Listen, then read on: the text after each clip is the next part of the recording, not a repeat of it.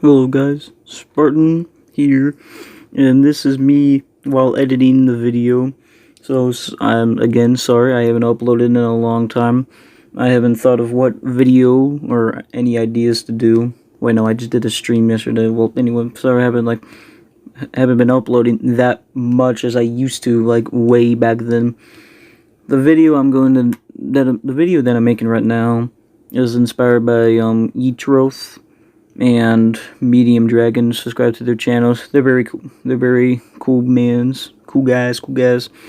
Anyways, enjoy the video, and also, this is my first ever written story that I've ever done in a long time.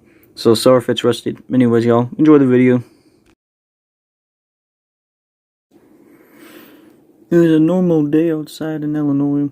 There's heat waves and rain going on and off.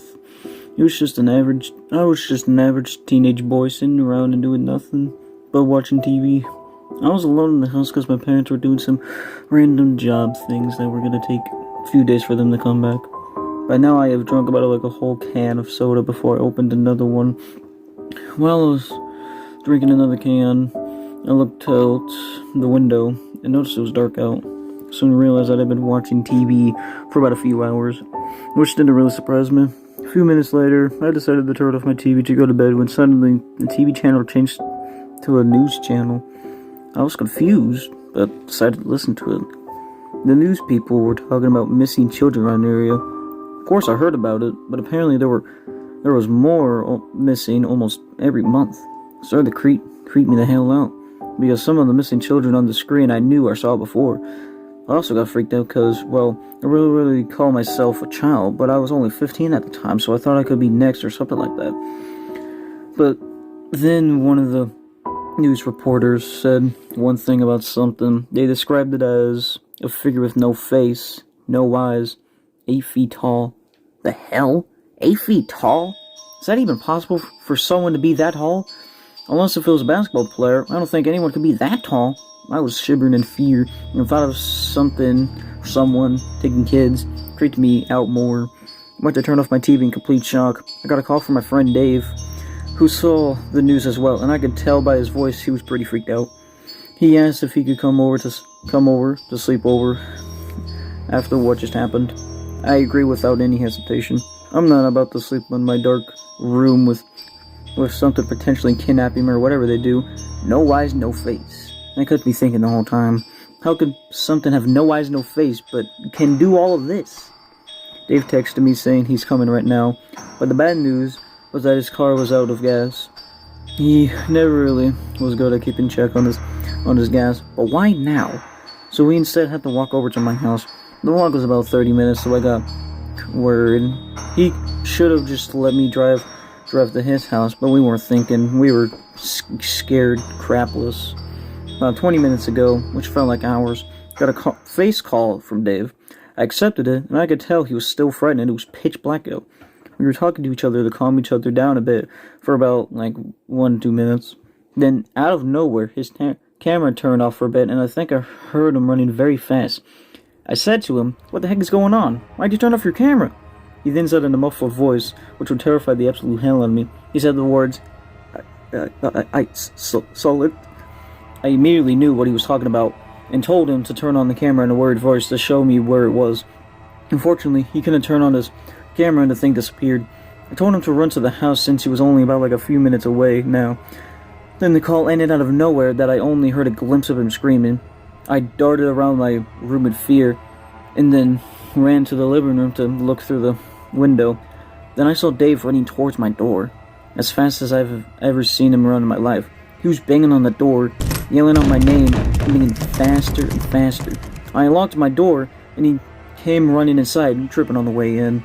I closed my door without even looking where it was. The hell with that. I could tell Dave was trying to catch his breath. Thank God for adrenaline. I asked him what the thing looked like. He didn't get a good look at him. Honestly, I don't blame him for not wasting any time at whatever the heck it was. After that, we closed all the blinds, locked the windows and doors, tried to get some sleep.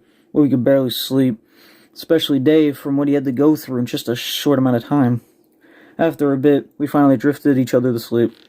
An hour later, I woke up to footsteps crunching on leaves. I almost crapped myself thinking about the fact that if that thing knew we were in here. A few minutes later, something banged on the window and made me jump. The blinds were closed, so I couldn't see whatever it was banging on the window. The banging then stopped. I sighed out of relief and decided to get off from my bed and look through the blinds. Little did I know, I shouldn't have done that. I didn't see anything, so I got a little bit happy. I looked out again, just to make sure. Then, in the forest, I saw it. Just as the news said, the thing had no eyes and no face. But the thing that caught my eye was how tall it was. He wore a black suit with a red tie. And I swear, I could see tentacles on his back. The thing was getting closer to the window. That's when I stopped peeking at the blinds and looked at Dave, who was awake the whole time. I told him, "Dude, we gotta get out of here." He didn't say a word, but knew where to go. We peeked through the blinds in the living room, and it wasn't there. We get the courage to unlock the door, sprint towards the car, drive away. I reached my hand into my pocket, but my keys weren't in there. I checked the other pocket. It wasn't there either. Crap, I must have left the keys in the house, I thought. I told Dave I forgot the keys, and therefore I had to go back to the house. I told him to stay in the car while I go get it. He agreed with a scared expression on his face. Got out of the car and ran inside to get my keys from the kitchen counter. I grabbed it and went to go back when that thing was in my freaking house. Got a better look from it for only a glimpse as it reached me with its pale hand. I dodged it and ran to the car with Dave pressuring me to turn it on. My hands were shaking, so it took a bit for me to turn the car on.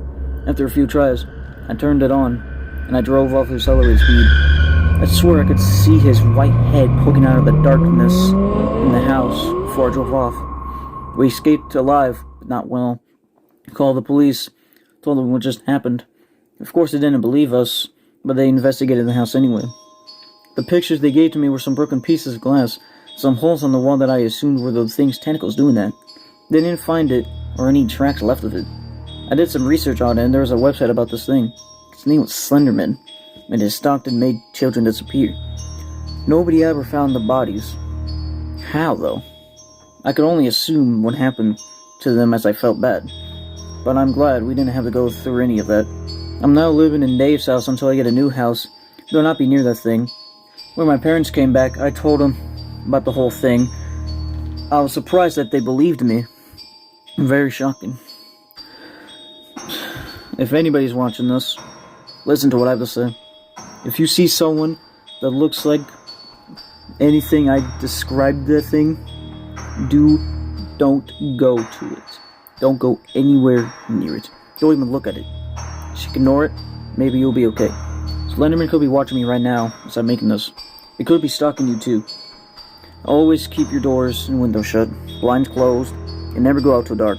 Who knows what Slenderman could do if he finds you and gets you.